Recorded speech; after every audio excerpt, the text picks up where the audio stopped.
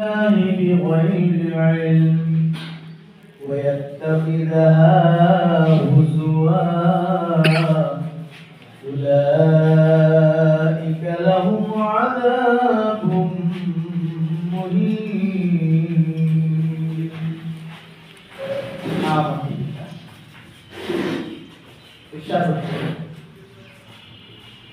আলিফ লাম মিম এগুলো জ্ঞান গর্ভ কিতাবের আয়াত, পথ নির্দেশনা ও অনুগ্রহ সৎকর্ম সিদ্ধির জন্য।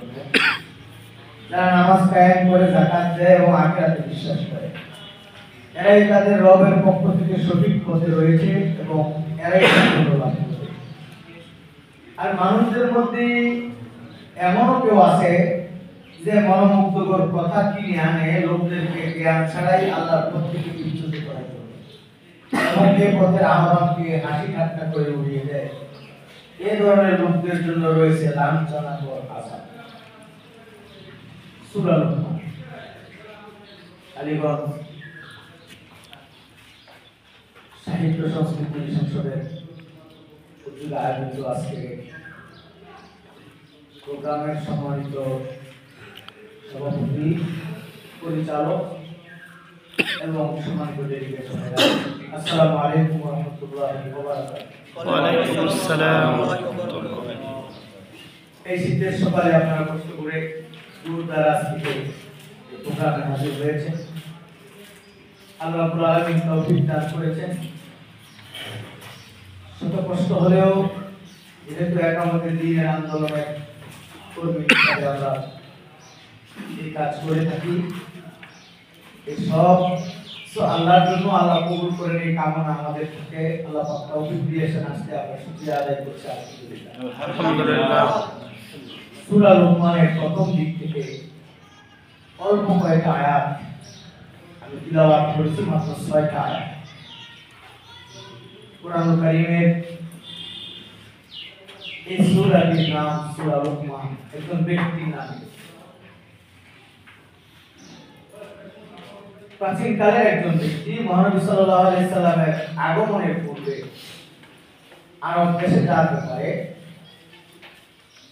অনেক কথা প্রচলিত ছিল, এবং সেটা চলতে চলতে আমাদের দেশেও শুধু লোকমান নয়, লোকমান হাকিম, আঞ্চলিক ভাষায় বলে, আসলে শব্দটা হলো হাকিম। লোকমান হাকিম, মহাজ্ঞানী, মহাবিজ্ঞানী লোকমান।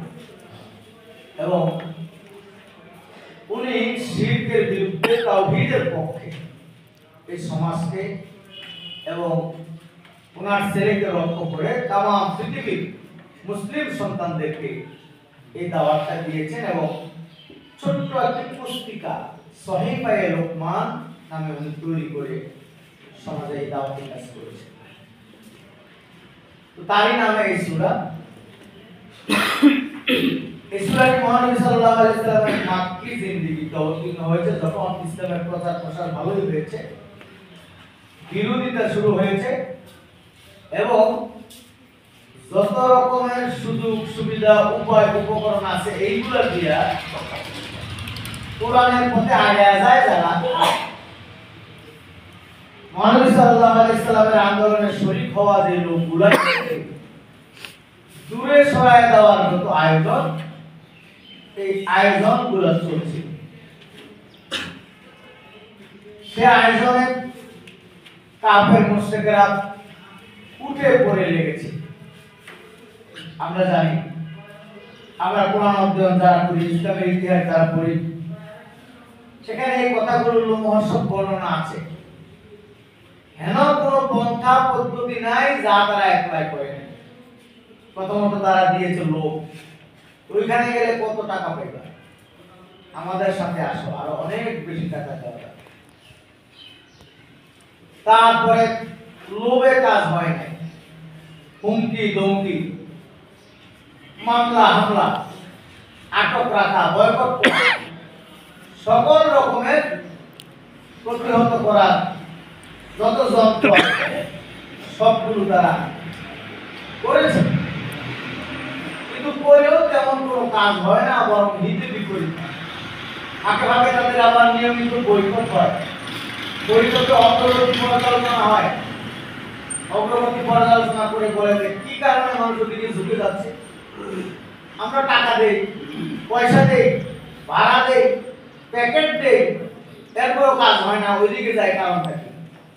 বললো যে মোহাম্মদ একটা কিতাব তেলাওয়াত করে শোনায়। এই কিতাব তেলাওয়াত করে শোনাইলে পরে মন্ত্রমুগ্ধের মতো মানুষ ওই দিকে চলে যায়, মিলিয়নের বাসিওয়ালার মতো। তো বললো অসুবিধা নেই, সে যখন তেলাওয়াত করবে তোরা যায় চিল্লাবে। আল্লাহ তাআলা তাদের এই সংসদ অধিবেশনের যে কার্যপ্রণালী রেজুলেশন এটা কোরআনে কোট করেছে। ওয়াকালাল্লাযীনা কাফারু রাব্বানা লা তাসমাউ লিহাযাল কুরআন, ওয়াকালাল্লাযীনা কাফারু লা তাসমাউ লিহাযাল কুরআন। এই কোরআন যখন তিলাওয়াত হয় সেটা তোমরা শুনবা না। ওয়ালগাউ ফীহি, বরং সেখানে অযথা অনর্থক চিল্লাচিল্লি শোরগোল আওয়াজ দিয়া ওখান থেকে দূরে রাখো। লাআল্লাকুম তাগলিবুন, তাতে তোমরা বিজয়ী হয়ে যাবে। এটা তাদের সংসদ অধিবেশনের রেজুলেশন। তাতেও কাজ হয় না, মানুষ এদিকে যাচ্ছে। এমনকি মজার ব্যাপার, এই নোটিশ যেদিন দিয়েছে আর কোরআন শোনা যাবে না, গন্ডগোল হবে, ওই দিন সংসদ ভাঙার পরে দিন দিয়ে রাতে এই সংসদের সদস্য যারা আবু জাহেল, উতবা, সাইবা, রবিয়া, মুগিরা সবগুলা মহানবী সাল্লাল্লাহু আলাইহি সাল্লামের ঘরের চারদিকে আল্লাহ রাসূল যখন রাতে তেলাওয়াত করতেছে চারদিকে মৌমাছির মতো চুপ করে দাঁড়ায় দাঁড়ায় তেলাওয়াত শুনতেছে। মহানবী সাল্লাল্লাহু আলাইহি সাল্লাম তেলাওয়াত যখন ছেড়ে দিলেন, শেষ করলেন, শুনতে যাবেন, এমন সময় একজন আরেকজন বাড়ির দিকে যাচ্ছে। অন্ধকার রাতে একজন আরেকজনের গায়ে গায়ে ঘুষ লাগছে। তুমি কে? আমি উতবা। আমি আবুল হাকাম। দুইজন কথা বলতে বলতে তৃতীয় জন আসছে। তুমি কে? সাইবা। পরে বললো এবার আবু জাহেল চিল্লায়া পরে, আজকে মাত্র সংসদে আইন করলাম কোরআন শোনা যাবে না, তো তোমরা সবাই এসে এরকম শুনলে মানি তো থাকো। বলবে নেতা আপনি যে সিলেক্টেছেন আপনি বই আমরাও তো আইছেন, তাই তো আমি আসলে কেন কেন আসেন আপনি না বলবেন, আমি করে দমক দেন আর আসবে না, কানে ধরো তওবা করো, চলে গেছে। পরের দিন গিয়ে রাত যখন হইছে, এবার সবাই বাড়িতে বসে ভোট পায় কয় আবু জাহেল আজকে যেই ধরা গেছে আড়াইজন। আমি একলা একলা যাই শুনি। সাহেব আর রবিয়া তারাও বাড়িতে বসে বসে বলতেছে বাকিগুলো তো সব হইছে, দুষ লাগছে আমার লগে, আর তওবা করছে, কেউ আইছো না। তো একলা একলা শুনলে আজকে সুবিধা। এমন করতে করতে সবাই যায় উপস্থিত। ওই রাতেও আবার ঠিক একই ঘটনা, আবার কি আবার আসলাম, আবার তওবা করো। 3 নম্বর রাতে একই অবস্থা। সর্বশেষ আবু জাহেল পরে বলল যে আসলে বলো তো এখানে কোনো কর্মী নাই, সব নেতা আমরা যাই না, আমরা আসি কেন, তোমরা কেন আসো বলো। একজন আরেকজনের মুখের দিকে তাকায় আর বলে যে আসলে আসি যে এই কতক্ষণ কোরআনের তেলাওয়াত না শুনে যদি যায় ঘুমাইতে যায় তাহলে ঘুমায় না। মন্ত্রমুগ্ধের মতো কোরআন তাদেরকে এদিকে টেনেছে। কি করা যায়, কি করা যায়? হজ্জের সিজন সামনে, তারা চিন্তা করলো যে তামাম পৃথিবীতে এবার ছড়াই দিব সেটা। তো এটা বিরাট লাগবে, বিরানোর জন্য কি করা উচিত? তারা বললো যে আমরা তার ব্যাপারে একটা সবাই একমত হয়ে একটা কথা বলতে না, সবাই মিলে একমত হোক, এই একটা কথা বলবো সবার মুখ দিয়ে, এক কথা মিথ্যা হোক সত্য হোক, সবাই বললে পরে এটা মানুষ সত্যই মনে করবে। পরে অনেক রকমের প্রস্তাব আসলো, তো তারা বলল যে পাগল। তো সংসদে বলতেছে যে পাগলের চেহারা এরকম থাকে, পাগলের কথা এরকম সুন্দর হয়, এটা বাংলায় খাইছো না, এটা বাদ দিয়ে দাও। আচ্ছা ঠিক আছে, তো বলো আরেকটা কি বলা যায়?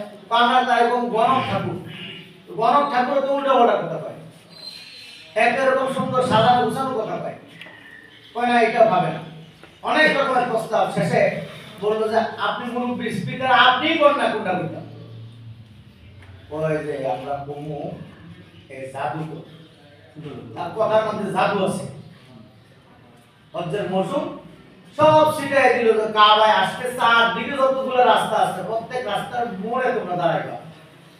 বর্তমানে মতো মাইকিং তো আর ছিল না, চুঙ্গাও নাই, দাঁড়াই কি করবো এটা কইবা যে একটা পাগল আছে, এই পাগলের লগে গেলে কিন্তু আপনারা পাগল হইবেন, যাইনি। চারদিক থেকে হাজি আমরা ঢুকার পথে এই ঘোষণা দিতেছি, নতুন এক পাগল মারছে আমাদের মক্কায়, এর সাথে যারাই তার দিকে ঢুকে যায় আপনারা মেহরবানি করে ওয়াজ করে তাওয়াফ করে চলে যাবেন, কেউ তার সাথে কিন্তু দেখা করবেন না। এইবার আগে পরে এরকম ঘোষণা জীবনে শুনে নাই, প্রত্যেক হাজি বয়দের এই পাগল ব্যক্তি বুঝে আমাদের এই জাদুঘরটা যে একটা নজর দেখা দরকার, মানে হজ কইরা এবার সবাই খুঁজতাছে যে এই লোকটা কোন, কথা শুনি আর না শুনি একটু দেখে যাবে। এই আয়েশার এখানে শত শত মুসলমান হয়েছে। এখন বন্দি ফিকির করে, ওই বন্দি ফিকিরটা তাদের মাঠে মারা যায়। আপনি একটু মিলিয়ে দেখেন তো, ওই যে 1450 বছর আগে যে বন্দি ফিকির যে ষড়যন্ত্র বর্তমানের সাথে আপনার একবারে শব্দ শব্দ না অক্ষর অক্ষরে মিল। আমাদের কোরআনের পাঠ বলে গেছেন যে মদ আগেরটাই খালি বোতলটা বাড়তেছে। একামতের দিনের আন্দোলন যারা করে তারপরে এক সময় কিন্তু রাজা, এটা খায় না সমাজে। আল শামস, আল বদর, যুদ্ধাপরাধী, মানবতা বিরোধী, এক একবার এক একটা পাল্টায় কইতেছে যে কোনটা কইলে বেশি খাইব সমাজে। শেষ পর্যন্ত কিন্তু আর খাইলো না, এটাই স্বাভাবিক। আল্লাহ রাব্বুল আলামিন এই কোরআন কারীমটা সেই সময় নাযিল করেছেন সমকালীন চ্যালেঞ্জের মোকাবিলা করার জন্য। শুধু আমাদের নবী নয়, তাম পৃথিবীতে যত পয়গম্বর পাঠিয়েছেন প্রত্যেক পয়গম্বরকে তার সমসাময়িক ওই দেশে ওই অঞ্চলে কোনটার প্রভাব বেশি, কোনটা দিয়ে মানুষ একদিকে মানুষকে নিয়ে যাচ্ছে, সেইটাকে মোকাবেলা করার মতো লজিস্টিক সাপোর্ট আল্লাহ তাকে দিয়া, ওই অস্ত্র তাকে দিয়া পাঠিয়েছে।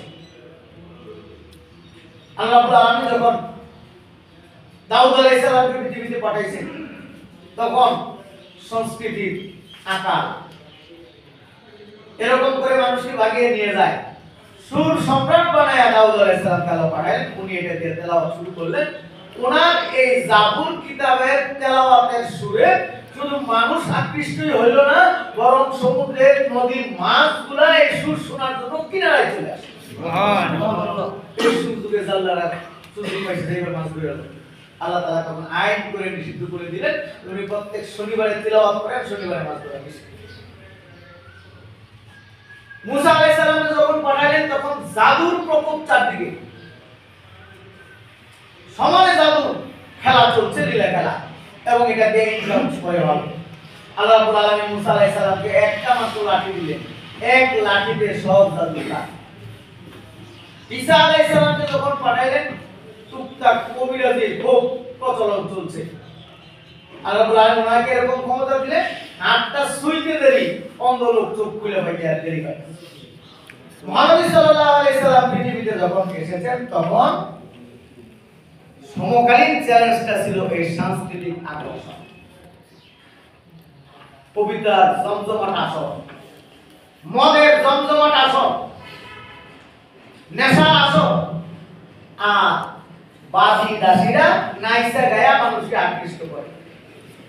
আল্লাহ রাব্বুল আলামিন ওইটা মোকাবেলায় আল কোরআনুল কারীমের মতো উঁচু মানের সাহিত্য সংস্কৃতির একটা ভান্ডার আল্লাহ রাব্বুল আলামিন দিয়া পাঠাইলেন।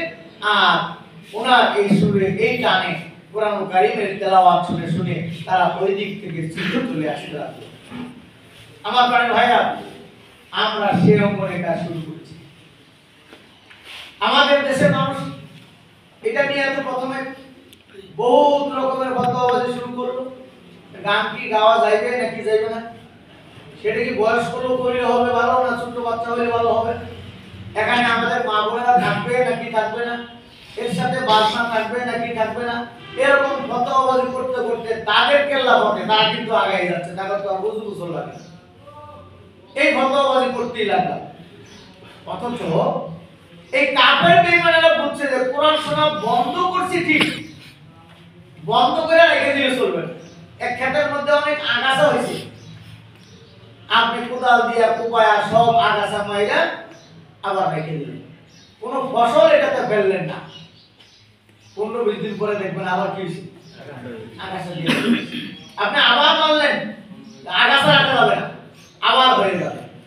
তাহলে কাজটা কি, আগাছাটা দমন করার সাথে সাথে একটা ভালো ফসলের বীজ বুনে দিতে হবে।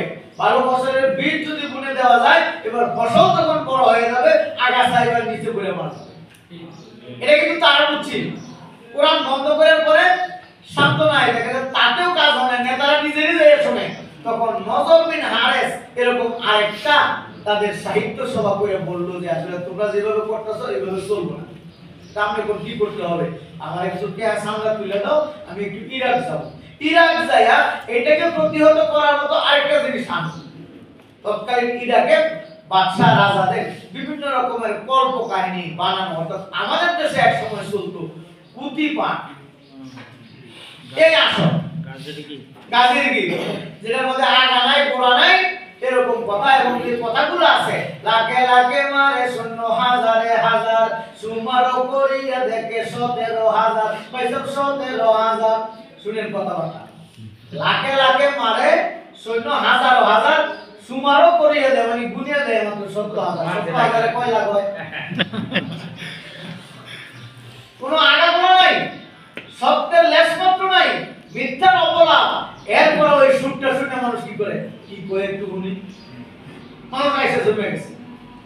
এই যে আমাদের দেশে ভারতীয় উপমহাদেশে যখন কীর্তন চলতেছে, এই কীর্তনের বাজনায় তো সবাই যায় ওইখানে জমজমা। তখন এই দেশের তৎকালীন আলেম, খুব বড় আলেম তারা ছিল না, তারা চিন্তা করলো যে এদেরকে বিড়ানো কাজ। পরে তারা পরামর্শ করে কোনো আলেম তারা তৈরি করলো যে এদেরকে বিড়ানোর জন্য ওই জাতীয় সুর সহ, মানে এই সাহিত্য সংস্কৃতির এই একটা অংশ, এটা দিতে হবে। দেখুন তারা তৈরি করলো নবীর এসে যারো দিল ভাই কান্দে না আবিয়াদু জকে তার ঠিকানা আল্লাহুম্মা, কান্দে ওই গুরুত্ব তারা বললো।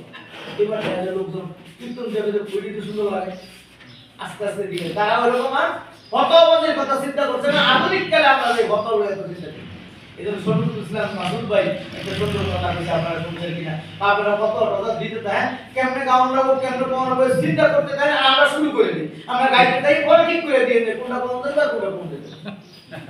এখন তো ওনার কথা ঠিক আছে, কারণ এই চিন্তা করতে করতে তাদের ময়দানে কিন্তু বহুত কিছু চলে আসছে, আকৃষ্ট করার মতো অনেক উপাদান নিয়ে আসছে, যেগুলো আমাদের যুবক শ্রেণীকে ওই দিকে নিয়ে যাচ্ছে। সেই উপাদান যুবকদেরকে দিকে আনার জন্য বলতে হবে।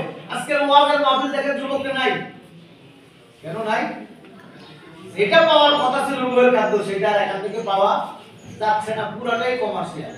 বক্তা শ্রোতা কর্তৃপক্ষ তিন পক্ষের জমজমাট ব্যবসার কারণে আজকে এলিট শ্রেণীর ভালো মানুষ রুচিবোধ সম্পন্ন লোকেরা এখন এই বাজারে যায় না, বরং অনেক যুবকরা দেখি স্ট্যাটাস দেয়, আগে মন খারাপ থাকলে একটু নাটকটা বিনোদন দেখতাম, এখন যদি মন খারাপ হয় তাহলে একটু ওয়াজ শুনি, তাহলে মনটা ভালো হয়ে যায়। এটা তো আমাদের জন্য বড় ধরনের একটা টিপ্পনি। আমাদের একজন হেভিলিয়নের বাসিওয়ালা কিন্তু আসছিল আমাদের আজারি ভাই, খেয়াল করছিলেন আপনি? আমার তো মনে হয় যে 80% বা তার থেকে বেশি যুবক শ্রেণী এদিকে চলে আসছিল। আমরা হয়তো এত খেয়াল করি নাই, কিন্তু ওই যে নজর বিন হারেসের যে উত্তরসূরি যারা আমাদের দেশে, তারা ঠিকই বুঝছে, তারা বলছে যে এটা থামাইতে হবে না, কিন্তু সর্বনাশ। আমরা সেই ষড়যন্ত্রের ফাঁদের মধ্যে পা দিয়ে ওইভাবে চলে গিয়েছি। আমার প্রাণের ভাইরা, এই জন্য সাহিত্য এই সংস্কৃতির অঙ্গনে যে বিরাট একটা অধ্যায় দেখেন, দাউদ আলাইহিস সালাম থেকে এটা শুরু হয়েছে, আর এর 5000 বছর পরে আমরা এখন ফতোয়া দেওয়া শুরু করছি। এটা করা যাবে কি যাবে, যাইলে কি একসাথে নাকি আলাদা? ইসলামের এই যে সংস্কৃতি, এই যে একটা অঙ্গ, এটাই তো এখন অনেক মুসলমান ভালো করে বুঝে। আর এই সংস্কৃতি মানে শুধু গান না, পুরাটা জগৎ, মুসলমানদের জন্ম থেকে মৃত্যু পর্যন্ত পুরাটা একটা সংস্কার। মুসলমান জন্মের পরে যা করা হয় অমুসলিমদের সাথে মিলবে না, এমনকি মুসলমান মারা যাওয়ার পরে তার এই সব দেহটা তারা অন্ত্যেষ্টিক্রিয়া করে, আরো কি কি আছে, এইটাকেও রাখার সুন্দর একটা সংস্কৃতি। তাকে গোসল দাও, তাকে সুন্দর কাপড় পরাও, তাকে আতর লাগাও, তাকে সুরমা লাগাও, তাকে কাঁধে করে নিয়ে যাও, নিয়ে যাওয়ার সময় কি পরবা, একটু ঝাঁকি যেন না লাগে, একটু আস্তে আস্তে যাও, কান একটু বদলায় বদলায় যাও। এই যে পুরোটা সংস্কার জন্ম থেকে মৃত্যু পর্যন্ত যে ইসলাম দিল, সেটাকে আমরা ভালো করে লালন করে এই অঙ্গনটাকে সমৃদ্ধ যদি না করতে পারি, তাহলে তো তারা শুরু করবে, তারা তো যা করছে সেই খবর আল্লাহ দিয়েছেন। প্রজ্ঞাময় বিজ্ঞানময় কিতাবের একটা আয়াত, এই আয়াতগুলো হলো হুদা, হেদায়েতের পথ নির্দেশনা, রাহমাতাল লিল মুহসিনিন, তারা সৎকর্মশীল তাদের জন্য রহমত। এবং এই সৎকর্মশীলদের চরিত্র কি? ইউকিমুনাস সালাহ, তারা নামাজ প্রতিষ্ঠার আন্দোলন করে, নামাজ প্রতিষ্ঠা করে। ওই তুনা যাকাতা, আর তারা যাকাত আদায় করে। ওহুম বিল আখিরাতি হুম ইউকিনুন, তারা আখিরাতের উপর ঈমান রাখে। এখানে তিনটা কর্মসূচি মুহসিনদের: নামাজ প্রতিষ্ঠা, যাকাত আদায় এবং আখিরাতের প্রতি ঈমান। এই কর্মসূচি থাকবে যাদের দলে, তারা থাকবে হেদায়েতের উপর, আলা হুদাম মির রাব্বিহিম ওয়া উলাইকুমুল মুফলিহুন, আর তারা হবে সফল পাবে। এইটুকু খবর দেওয়ার পরে এবার 6 নম্বর আয়াতে এবার দেখেন ওই তিনটা কর্মসূচির পরে 4 নম্বর কর্মসূচিটা 6 নম্বর আয়াতে নিয়ে আসছেন। অমিনান নাসি মাইয়াশতারি লাহু আল হাদিস, মানুষের মধ্যে এমন লোক আছে যারা কিনে লাহওয়াল, অনর্থক হাদিস কথা, অনর্থক কথা কিনে। এই আয়াতের তাফসীর সকল মুফাসসির একমত যে এটা দিয়া ওই রকম গাল গল্প, পুঁথি, গান বাজনা। হযরত আব্দুল্লাহ ইবনে আব্বাস তো 3 বার শপথ করে বলেছেন হাজাল দিনা, অশ্লীল গান। যে গান আল্লাহ রাসূল হাদিস শরীফে বলেছেন মনের মধ্যে নেফাক পয়দা দেয়, মুনাফিকি তৈরি করে। যেমন বৃষ্টির পানি শুকনা জমিনে উদ্ভিদ জন্ম দেয়, শুকনা জমিটাতে একটা বীজ ফলাইলে সেখান থেকে গাছটা হয় না, এজন্য কৃষক একটু পানি ছিটা দিয়ে দেয়। নবীজি উদাহরণটা কি দিয়েছেন? তোমার অন্তরের মধ্যে নিফাক তৈরির জন্য এই অযথা গান বাদ্যগুলা এগুলা হয়। এবং আমাদের দেশে আবার ওইটাকে একসময় আবার এখানে আবার একটা হাইজাক হয়েছে। সেই হাইজাকে কি হইল? আধ্যাত্মিকতার নামে এই আগামী গানগুলো বাজানো শুরু করলো।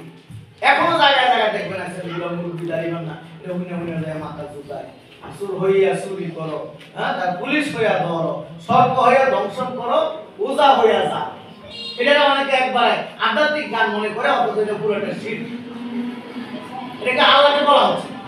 এই যে দুনিয়া কিশোর লাগিয়া সাই কি জন্য বানাইছে? পরে আল্লাহরে কইছে যে চোর হয়ে তুমি কি করো? চুরি করো, আবার পুলিশ হয়ে ধরো। মানে আল্লাহর একবার চোর কইছে, আরেকবার পুলিশ কইছে, পরে আবার সাপ কইছে, এরপরে আবার ওজা কইছে। না জানার কারণে আমাদের দেশের এই লোকেরা এটাকে আধ্যাত্মিক গান মনে করে। এরপরে গুরুজি কয় লালন সাহেবে, এই সাহেবের যত গান আছে এগুলো সব যৌন উন্মাদনা আর সুরসুরি দেওয়ার জন্য, যুবকদেরকে ওই দিকে ডাইভার্ট করার জন্য গান বাজনাগুলো তারা এগুলো করে দিকে দিয়েছে। এবং এই ফিগারগুলোকে এইভাবে টাইনে নেওয়ার জন্য তারা চেষ্টা করছে।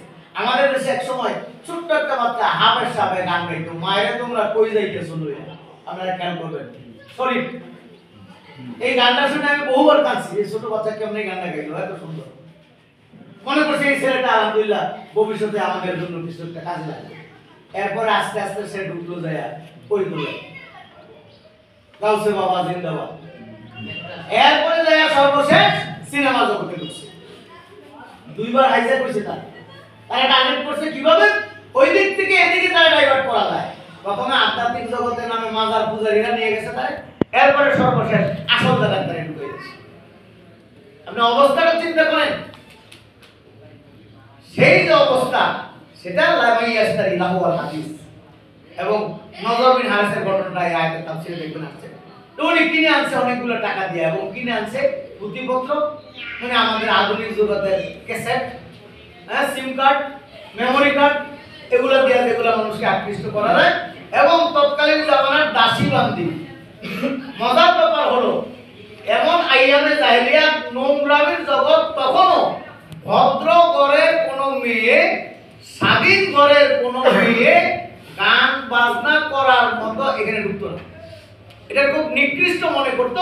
আল্লাহ রাসূল ঘোষণা করেছেন, তোমার কোনো দাসী যদি থাকে, ওই দাসী যদি গান বাজনা করে টাকা কামায়, ওই টাকার ইনকাম খাওয়া তোমার জন্য হারাম, ওইটা তোমার জন্য হারাম, এর টাকা নেওয়া যাবে না। তাহলে আইয়ামে জাহেলিয়াতের মতো এত পছন্দরা সমাজেও গান বাজনার মতো এই অপসংস্কৃতি, সংস্কৃতির নামে অপসংস্কৃতি, এইটাকে সাপোর্ট করে নাই। ভদ্রঘরের সন্তান সেখানে দেয় নাই। আর আধুনিক যে জাহেলিয়াত এখনকার যারা বিভিন্ন স্টার হয়, মডেল হয়, চরিত্রহীনতার ফলে ক্যারেক্টার যদি চরিত্র না থাকে তাহলে তারে কয় ক্যারেক্টার লেস। আর ওই জগতে যারা আছে তাদের ক্যারেক্টার তো নাই, লেসটাও নাই। এবং গর্বের সহকারে নিজের পরিচয় দেয় আমি অমুকের পিতা, অমুক মডেলের, এই যে একটা অবস্থা। আর তৎকালীন আমলে ছিল যে ওই দাসীবান্দীরা এই কাজটা করতো, আর আল্লাহর দ্বীনটাকে তারা নিয়ে ঠাট্টা বিদ্রুপ করতো। আল্লাহ রাসূল সাল্লাল্লাহু আলাইহি সাল্লামের জামানায় কবিতার যে আসরগুলো ছিল, কবিতার যে রমরমাট ব্যবসা ছিল, ইমরুল কায়েস নামে গ্রস্ত সেই লোকটা এমন কঠিন করে আরবি কবিতাগুলো লিখতো যেটার ঝংকার সুরে মানুষ মন্ত্রমুগ্ধ হয়ে যেত। তৎকালীন জামানা সে আইএমএ জাহেলিয়াতে সে অবৈধ প্রেম কইরা তাও চাচাতো বোনের সাথে তার বাবা তার বাড়ি থেকে বের করে দিয়েছে। বের করে দেওয়ার পরে সে নির্বাচনে থাইকা কবিতা বানায়, আলিকে ওয়ালাইলিন ফামাউজিল বাহরি আর কাসুদুলাহু আলাইয়া বিনাওয়াইম মিনাল হুমুমি লিয়াবতালি। রাতের অন্ধকার, নিকষ কালো অমানিসা, সাগরের উত্তাল তরঙ্গওয়ালা ঢেউয়ের মতো বিভিন্ন রকমের দুশ্চিন্তার ঢেউ আমার মনের সাগরে উথাল পাতাল করে দিচ্ছে। অকুলতু লাহু ইযা তামাক্তা বিসুলবিন ওয়া আরদাফা আজাজিন ওয়া নাবিকালকালি আলাল্লাহ আলা আইয়ুহাল লাইলুত তাবিল আলা ইনজালি বিসুবহিন ওয়া মাল ইসবাহু মিনকা বিআমতালি। রাত যখন গভীর হলো, কোমরটা টান দিল, তার পিঠটা বিছিয়ে দিল, আমি তাকে ডেকে ডেকে বললাম, ও রাত আমাকে আর কষ্ট দিস না, আমি বিরহ বেদনায় কাতর, সকাল হয়ে যা, আমি তাহলে প্রেমিকার সাথে সাক্ষাৎ করতে পারবো। পরে দেখে যে না, আমি তো অনেক দূরে নির্বাচনে, বলে সকাল হয়েও রাত নাই, সাক্ষাৎ তো হবে।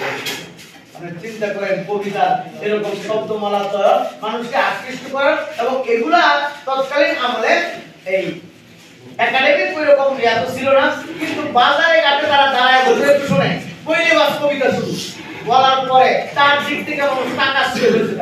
আমাদের ফুটপাতের যে ঔষধ বিক্রি করে তারা তাদের মতো এইটা দিয়ে তারা ইনকাম করে চলতো, এবং আল্লাহ রাসূলকে গালিগালাজ করেছে। আল্লাহ রাসূল সাল্লাল্লাহু আলাইহি সাল্লাম দুইজন কবিকে উনি নিয়োগ দিয়েছেন যে এদের প্রতি উত্তর দিবেন। তারাও সুন্দর করে করে আল বুরদাতুল বুসরি, যেটা আল্লামা বুসরি রহমাতুল্লাহ আলাইহি সেই কবিতা আল্লাহ রাসূলকে বলতে বলতে গাইতে গাইতে এক পর্যায়ে আল্লাহ রাসূল তার গায়ের চাদরটা সুরে দিয়ে দিয়েছেন। আর কি কবিতা শোনাইলি রে তুই আমার ব্যাপারে, মুহাম্মাদুন সাইয়্যিদুল কাউনাইনি ওয়াস সাকালাইন ওয়াল ফারিকাইন মিন আরাবি ওয়া আজামি। উনি চাদরটা সুরে দিয়েছেন, এই জন্য এটাকে কাসিদাতুল বুরদা বলা হয়, চাদরের কবিতা। কাব ইবনে যুহাইর আল্লাহ রাসূলকে অনেক গালিগালাজ করেছে, কবিতা দিয়ে বানাইছে বিভিন্ন রকমের কবিতা। শেষ পর্যন্ত আল্লাহ রাসূল ঘোষণা দিলেন যেখানে পাবেন কুবাই, তার কোনো মাপ মুক্তির ব্যবস্থা নাই। কালো চাদর দিয়ে ঢাইকে আস্তে আস্তে আস্তে মানুষের চোখ ফাঁকি দিয়া আল্লাহ রাসূলের মসজিদে নববীতে আয়েশা ঢুকে গেছে। মসজিদ নববীতে ঢুকে আয়েশা এইবার এই চাদর খুলে দিয়ে ইয়া রাসূলুল্লাহ আপনারা কাবরে মারতে চান, অন্য মানুষ দিয়ে মারার দরকার নাকি, আমি আপনার সামনে আসছি, আপনি কোবান, তো কোবানোর আগে একটু শুনেন বলে শুরু করলো কবিতা। আল্লাহ রাসূল তো দুই হাত পিছনে দিয়ে শুনতে লাগলেন, ওই কি রে, আরে এই ধান তার মুখের মধ্যে উল্টা দিকে কাটছে, এখন সোজা দিকে আরো ভালো কাটে। আল্লাহ রাসূল বলেন আমি তোমারে মাফ করি। এই চর্চাগুলো কিন্তু ওই আমলে ছিল। ১,৫০০ বছর পরে এসে আমরা এখন ফতোয়া দিয়া খোঁজাখুঁজি করে আসলে কোনো উদ্দেশ্য না, উদ্দেশ্য একটা, এটাকে যেন মাঠে মারা দেওয়া যেতে পারে, এটাকে যেন আগায় নিয়ে যেতে না দেওয়া হয়, সেখানে সাপোর্ট দেওয়া। আমাদের মধ্যেও রহমান মল্লিক ঢুকে ঢুকে মারা গেল, চেষ্টা করা হয়েছে, কিন্তু আমাদের অনেকেই মনে করতেছে যে চেষ্টাটা বোধহয় ওই রকম হয় নাই। রুনা লাইলা সহ আরো কারা কারা কে কে অসুস্থ হয়েছে খবর আপনারা জানেন, নাম আমি না বললাম। তাদের জন্য রাষ্ট্রযন্ত্র থেকে শুরু করে দলীয় পর্যায়ে ব্যক্তিগতভাবে কোটি কোটি টাকা খরচ করা হয়েছে, কিন্তু আমাদের এই ভাইয়ের ব্যাপারে আমরা উদাসীন মনে করি, একটা গান গেয়ে লেগে কি করতে এরকম একটা ভাব, একটা অনাগ্রহণ ব্যাপারটা এখানে যেন কাজ করে। অথচ এই বেচারা নিজের গাওয়া গানগুলো আমরা সামনে বসে শুনছি। একদিন উনি গাইতেছিলেন, আমার গান আর কবিতার ছন্দ হৃদয়ের সাথে মিশে যেন হয় একাকার, এমন করে গাইলেন যে একাকার আমার মনে হয়েছিল ঠিকই ওনার অন্তর থেকে কথাগুলো আসতেছে, অন্তরের সাথে মিলে মিশে ঠিকই একাকার হয়ে গেছে, আলাদা না। সেই জন্য আমাদেরকে আবার সেরকম গুণগ্রাহী তৈরি করতে হবে, তাদেরকে মাঠে ময়দানে কাজ দিতে হবে, এবং সেই ময়দানে কাজ করে আস্তে আস্তে দিকে আগাইতে হবে, এই সেক্টরগুলো দখল করতে হবে। আমি ঢাকায় 14 বছর পড়েছি, আমার ছাত্ররা ঢাকা বিশ্ববিদ্যালয়ে ভর্তি হয়েছে জার্নালিজমে, সাংবাদিকতায়। পরে ওই ছাত্র কিছুদিন পরে আইসা বললো যে আমরা যে বছর এই সাংবাদিকতায় ভর্তি হয়েছি যতজন ছাত্র ভর্তি হয়েছে 75% মাদ্রাসা ছাত্র। পরে ওইখানকার সাংবাদিকতা যারা করে তাদেরকে আমরা চিনি সাংঘাতিক, আবার বলা হয় যে সাংঘাতিক। ওই স্যাররা প্রফেসররা ঢাকা বিশ্ববিদ্যালয়ে বলল মাদ্রাসা ছাত্র এখানে এরা তো আগে আসে নাই, এটা কোন ধরনের ষড়যন্ত্র? 75% তারা আসছে। মাদ্রাসা ছাত্র বিশ্ববিদ্যালয়ে ভর্তি হলে গাটা জ্বলে। এইভাবে এই অঙ্গনে যখন আমরা কাজ করি তখন কিন্তু অন্যের গাটা জ্বলে। আর এজন্য মাঠ ছেড়ে দেওয়া যাবে না। এই জামালপুর ময়দানে এনায়েতুল্লাহ আব্বাসী অস্ত্র প্রথম প্রাণ কোম্পানি ফতোয়া দিলেন নাজায়েজ হারাম কাদিয়ানি এদের এখানে কাজ করা যাবে। উনি ওয়াজ করে নামার পরে রুমে বসে খাইতে বা একটু নাস্তা করে চলে যাবে। এক লোক এসে করে আমার ফ্যামিলিতে 7 জন মেম্বার, আমি প্রাণে চাকরি করে ফ্যামিলিটা চালাই, হুজুর আপনি সুন্দর ওয়াজ করছেন, আর করব না, একটা চাকরি আজ করে দিয়ে দেন, কালকে আমি চাকরি করব। হুজুরের ফতোয়া দিয়ে আটকেছে না, আমরা খালি ফতোয়াই দিয়ে গেলাম। আর একটা বিকল্প প্রাণ তৈরি করার মতো ওইরকম বুদ্ধিও নাই, ওইরকম চেষ্টাও নাই, ওইরকম ফিকিরও নাই, শুধু ফতোয়া আর ওয়াজ দিয়ে আমরা চলতে চাই। এটা দিয়ে কিন্তু চলবে না। আপনি বিকল্প তৈরি করেন, তৈরি করে আবার বলেন যে ওই কীর্তনে না, এখানে তুমি বসো, এখানে তুমি আসো। আলহামদুলিল্লাহ কালীগঞ্জের বিশাল একটা প্রোগ্রাম তৈরি হয়েছে। এই এখানে ছোট বাচ্চা থেকে শুরু করে বয়োবৃদ্ধ মুরব্বী মানুষ সহ আছে সবাই। আমরা এই অঙ্গনে কাজ করে, এই সেকশনে কাজ করে আমরা লোকদেরকে আগায় নিয়ে আসতে হবে। প্রত্যেকটা সেকশনে এই কাজ যদি না থাকে তাহলে ওই কমপ্লিট কোড অফ লাইফ তো হবে না। এটা যে ইসলামী দলের এরকম দল আছে যাদেরকে ধরলে পরে একজন দুইজন উকিল খুঁজে পাওয়া যায় না, এটা ওনার পক্ষে করবে। অথচ আবার যারা একামতে দ্বীনের আন্দোলনের কাজ করে এরকম লোকদের মধ্যে মনে হয়েছে যে এখানে পড়ছে একজন উকিল গিয়ে 400 টাকা আমরা ওনার পক্ষে আইন দিব। তো এই জন্য তারা টের পায়, তারা এগুলোকে প্রতিহত করার জন্য সকল কর্মসূচি দেয়।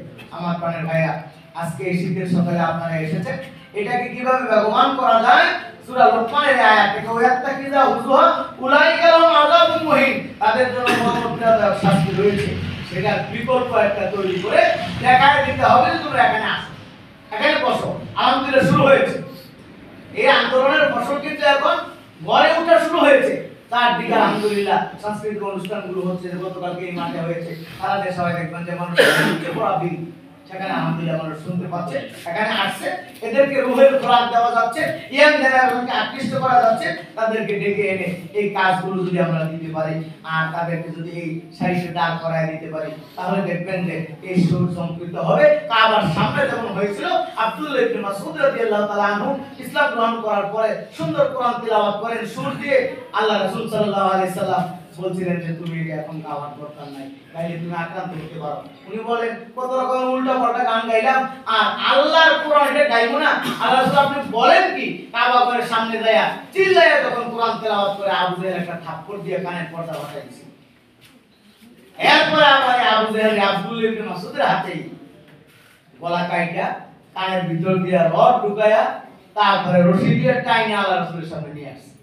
এবং আপনারা এই ওয়াজটা শুনছেন আগে যে আব্দুল্লাহ ইবনে মাসউদের কানের পর্দা ফাটা রক্ত বেরিয়েছে, জিবরিল আয়া হাসতেছে। আল্লাহ বলেন জিবরিল তুমি হাসো, আমার কলিজাটা ফাটা যায়, আমার ঈসা কোরআন তেলাওয়াত করছে এইজন্য কানের পর্দা ফাটাই দিয়েছে। কোন নবীজি আজকে কইতাম না উত্তর দেব যে আবু জেহেলের মাথা কান সিদ্ধি করে রশি টেনে লয়ে এসে জিবরিল আজকে হয়ে আসে। নবীজি বলেন তুমি আশা করো যে এদিনে হাসি আজকে আসে দিচ্ছে। তো আল্লাহ এই পরিকল্পনা রাখছে যে এটা হাসাবে। এজন্য কোরআনে কয়েক জায়গায় এরকম আছে রাস্তা তোমরা হাসবে, আরেকদিন ইমানদাররা হাসা শেষ সুযোগ আছে। আমার প্রাণের ভাইয়া সকালবেলা আর বেশি প্রশ্ন আপনাদেরকে দিতে চাই না, পরবর্তীতে বিভিন্ন কথাগুলো বলবেন। সূরা লোকমানের এই আয়াতগুলো দিয়া আমরা যে দিক নির্দেশনা পাচ্ছি যে ফতোয়াবাজি নয়, আমরা এই অঙ্গনে কাজ করব এবং আমাদের এই কথার মধ্যে এটা দিয়ে মানুষের ভিতরে ঢুকাইতে হবে। আল্লামা সাইদি কিন্তু বলতেন যে ইসলামী সঙ্গীতের এক একটা সঙ্গীত আমার মনে হয় যে আমার 3.5 ঘন্টা বক্তৃতার একটা সার সঙ্গীত।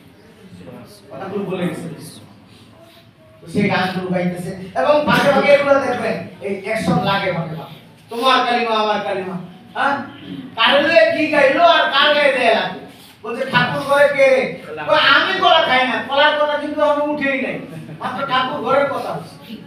এই যে নিজে টাইনা নিয়ে গেল এটা। তো এই বিরোধিতা যখন শুরু হয় বুঝবেন যে অ্যাকশন শুরু হয়েছে। এই জন্য এইভাবে কে কি বললো ওইটার দরকার নাই, আসেন নিজের গতিতে এরকম ফাঁকে আমরা বসি, চর্চা করি, মানুষকে বিকল্প একটা ব্যবস্থা দেই। আমাদের যে বাচ্চাগুলো এখন রাস্তাঘাটে পাবজি আর আরো কি গেমস নিয়ে ব্যস্ত আছে, তাদেরকে এদিকে আকৃষ্ট করে ইসলামী সংস্কৃতির ভিতরে তাদেরকে অবগাহন করায় দিতে পারি। এবং আল্লাহ রাব্বুল আলামিন জান্নাতুল ফিরদাউসেও এই সাংস্কৃতিক অনুষ্ঠানের ব্যবস্থা রাখছেন, আপনারা জানেন। উনি নিজে তেলাওয়াত করবেন, দাউদ আলাইহিস সালামকে দিয়ে তেলাওয়াত করাবেন, মুহাম্মদ সাল্লাল্লাহু আলাইহি সাল্লামকে দিয়ে তেলাওয়াত করাবেন। সেভাবে এই কোরআনের চর্চা, কোরআনের আয়াত এবং এই সংস্কৃতি চলবে। এই কোরআন ভিত্তিক এই সংস্কৃতিতে আজীবন আমরা কাজ করে আমরা এটাকে প্রতিষ্ঠিত, সমাজে গ্রহণযোগ্য, এরই মাধ্যমে আল্লাহ দ্বীন কায়েমের কাজ করতে পারি। আল্লাহ তৌফিক দান করুন। আমার তৌফিক বিল্লাহ ওয়া আলাইহি ওয়া সাল্লাম।